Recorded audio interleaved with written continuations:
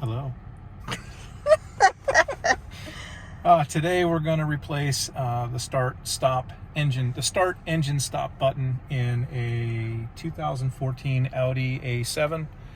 This is the new button right here. I ordered this online. It cost me about 60 bucks with shipping. Took about 3 days to get here. I ordered it from an Audi dealership that was selling online in Ohio.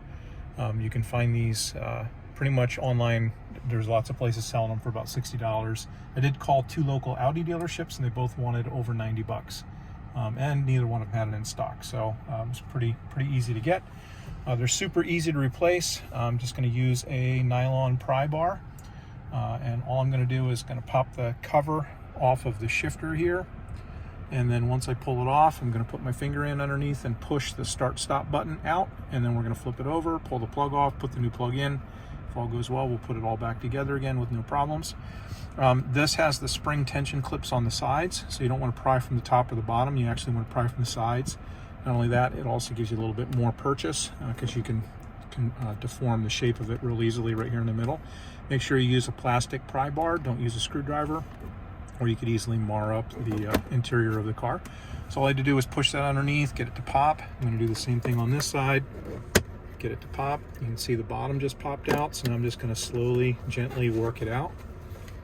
And pull it up, and you don't need much room in here. I'm just going to put my finger down inside and grab the start button with 2 fingers and just push up on it.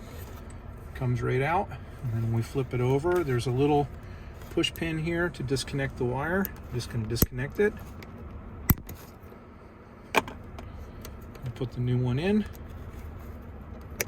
Make sure it connects. And put it back inside again. I'm actually running the car right now, so I'm going to keep shutting it on and off while I'm trying to put it in here. There we go. It's all lined up again. And then when you put this back in, you want to make sure you get your corners in and the bottom seated nice and evenly, and that you don't bunch up on the leather so you don't tear anything or rip it. So right there you can see I've got a little piece sticking out, so I'm going to use my pry bar just to make sure I get that in there when I push on it.